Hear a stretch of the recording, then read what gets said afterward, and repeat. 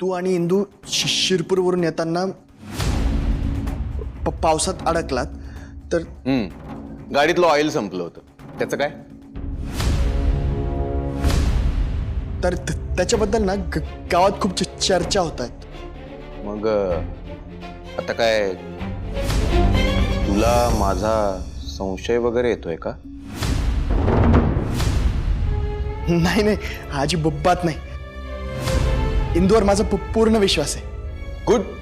मग त्या सगळ्या चर्चांकडे दुर्लक्ष कर. नाही होते ना ते. मग काय करणार? जे बोलतात त्यांची तोंड दाबणार, त्यांना हाणणार मारणार, करणार काय? अरे नाही गोपाळ दादा, ते करायची काही गरजच नाहीये. तुला फक्त एवढंच करायचंय की गावातल्या सगळ्या लोकांसमोर सांगायचंय की हे असं काही नाहीये तुम्ही जे समजताय ते. अरे मुळात जी गोष्ट खोटी आहे ती खोटी आहे हे सांगण्यासाठी एनर्जी वेस्ट करण्यात काय पॉइंट आहे?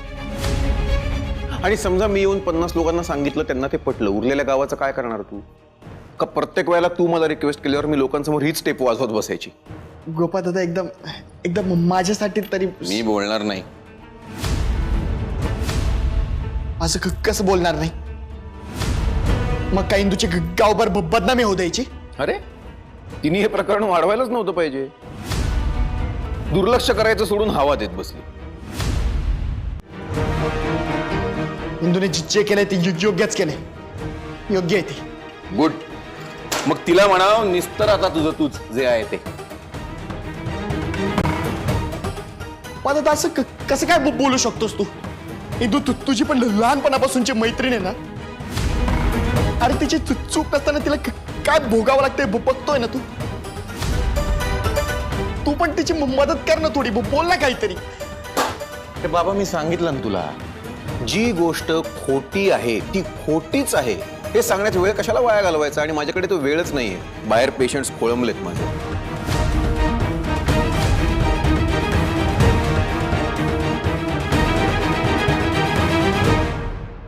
गोपाळ दादा, खूप बदललास रे तू. काय करणार बाबा, सृष्टीचा नियमच आहे ना तो. परिस्थिती भाग पाडते माणसाला बदलायला. आणि त्यामध्ये तुझ्यासारखे लोक सुद्धा आले बर का. त्यामुळे मी लोकांना सांगायला येणार नाही. नको येऊस. माझी बायको सक्षम आहे. तिचा आत्मसन्मान सांभाळायला. आणि मी तर आहेच तिच्या सोबत.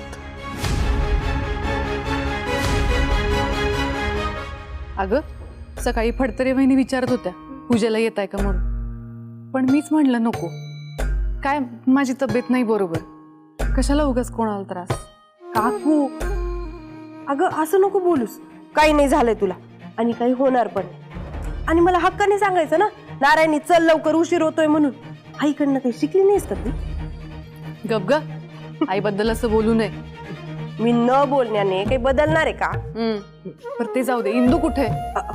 इंदू, ए इंदू. ओ ताई. अगं चल लवकर, उशीर होतोय. हो, तुम्ही दोघी होता का पुढे? माझं जरा आवरायचं राहिले, मी येते ना, पटकन येते. बरं, पण येशील ना लवकर? येते, राहायला पण घेऊन येते. बरं, ये लवकर.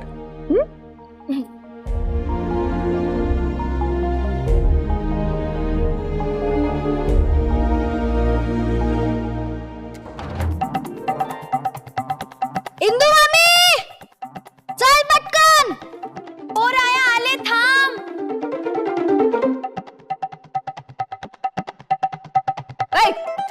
मोबाईल मध्ये पाहून पाहून डोळे फुटतील, डोकं कमी होईल.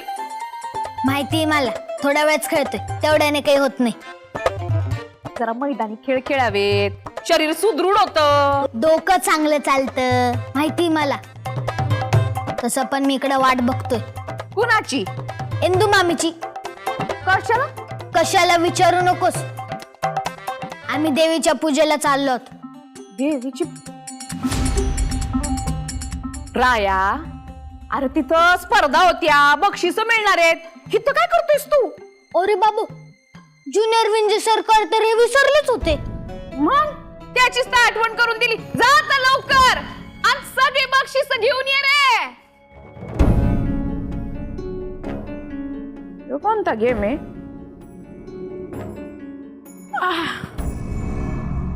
राया, चल राया. राया, आयो मायो, वाट बघून गेला वाटतं. मी पण जाते. सांगून जायची पद्धत नाही का घरात? मोठे बाई सांगणारच होते, देवीच्या पूजेसाठी जाते.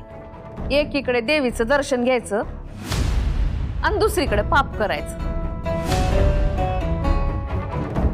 पाप? पाप नाही कळलं? तुझ्याविषयी आणि त्या गोपाळविषयी लोक काय काय बोलतात तुझ्या कानावरती आलंच असत. मोठ्या बाई बोललेली प्रत्येक गोष्ट खरीच असते का? खरं आणि खोट, पण त्यात बदनामी तर सगळ्यांचीच होते ना. या सगळ्या दिग्रसकरांची बदनामी झालीये. आता तू त्याला हवा द्यायला बाहेर जाऊ नकोस. म्हणजे यापुढे तू सार्वजनिक ठिकाणी जायचं नाहीस. काय तू जर बाहेर गेलीस उगाच चर्चा होईल. मोठ्या बाई म्हणून काय आपण असं आपण बी पण म्हणू नकोस बरं का. आणि त्यात सगळ्यांना घेऊ नको आणि मला तर नकोच नको. दिग्रसकर लोक आबरूला जपणार आहेत. जो बून से जाती है हौद से नहीं आती. मोठ्या बाई मी काही केलेलं नाहीये. नाही मग सिद्ध करून दाखव. मोठ्या बाई पण आणि जोवर तुझं निर्दोषत्व सिद्ध होत नाही तोपर्यंत बाहेर जायचं नाही. हो पण मोठ्या बाई मी आधी अग्नी परीक्षा, मग देवाची पूजा.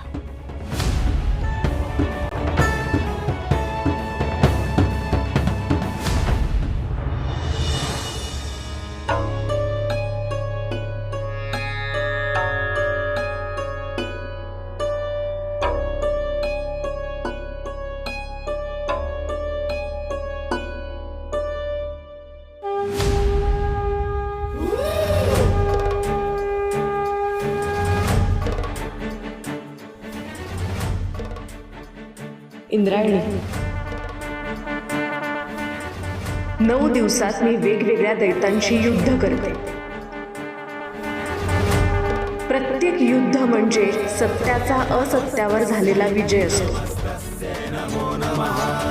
चांगल्याचं रक्षण, वाईटाचं निर्दालन हाच माझा निश्चय असतो. मी लढते तसंच प्रत्येक स्त्रीला लढावं लागेल.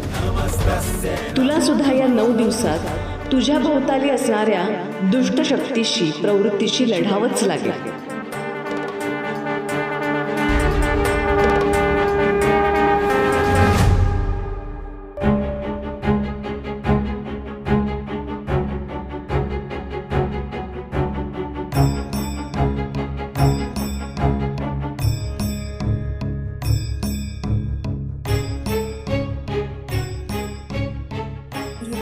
देवी आई माझी परीक्षा घेते, पण माझा विश्वास आहे या परीक्षेत तूच माझी पूर्ण तयारी करून घेशील.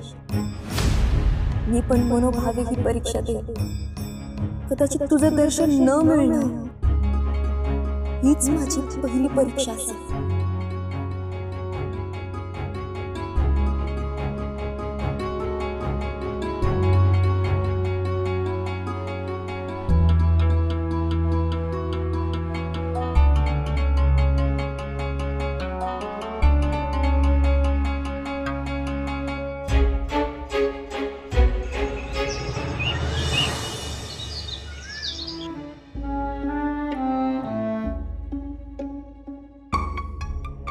अरे वा, आजचा दिवस चांगला जाणार तर. मी भेटले म्हणून नाही, कामाचा माणूस दिसलं म्हणून. बाय द वे, कसं चालू आहे तुमचं social media promotion? Amazing. Venkat महाराजांचा मुलगा म्हणून तुझ्याबद्दल खूप प्रेम आणि आदर आहे लोकांमध्ये. का? व्यंकट महाराजांचा मुलगा म्हणूनच का? एक चांगला डॉक्टर म्हणून माझी काहीतरी इमेज असेलच ना लोकांसमोर. हो, ऑफकोर्स ऑफकोर्स आहे. पण वडिलांचं नाव शेवटी उपयोगी येतच ना. आणि काय हरकत आहे, त्या अधोक्षजला दिग्रसकर कुटुंबाचं जे काही वलय त्याचा फायदा मिळू शकतो, तर तुला तर मिळूच शकतो ना. मी आयुष्यात कधी बाप कमाई वापरली नाही, त्यामुळे कुटुंबाचं वलय वगैरे वापरण्याचा काही संबंधच येत नाही. आणि मुळातच लोकांना एक साधा मोबाईल विक्या आणि एक प्रसिद्ध डॉक्टर यातला फरक कळत असेल ना. एक्सपेक्टेड तर तेच आहे. Gopal, I have N idea. हे सगळं समोरासमोर जर झालं तर त्याचा इम्पॅक्ट खूप जास्त येईल. आय मीन, अधोक्षज आणि तुझ्यात एक डिबेट ठेवली तर, म्हणजे लोकांनाही कळेल ना की कोणाला निवडून द्यायचंय ते. उत्तम आयडिया आहे. तिथल्या तिथे फैसला होईल आणि लोकांना हे कळेल की मीच योग्य आहे. हे आपण नक्की करूया. श्रीकला, तू फारच मेहनत घेतेस माझ्यासाठी. बर, मला उशीर होतोय, मी येतो. Bye bye. तुझ्यासाठी नाही रे डॉक्टर, हे मी माझ्यासाठी करते. अधोक्षजची हार म्हणजे त्या इंद्रायणीची हार.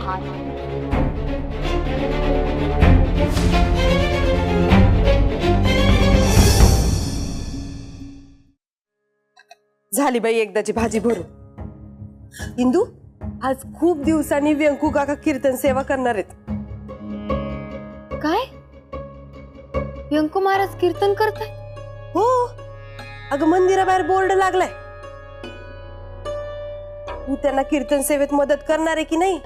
आणि काय ग, काल मला आणि शकू काकूला देवीच्या दर्शनाला पुढे पाठवलंस आणि स्वतः गायब.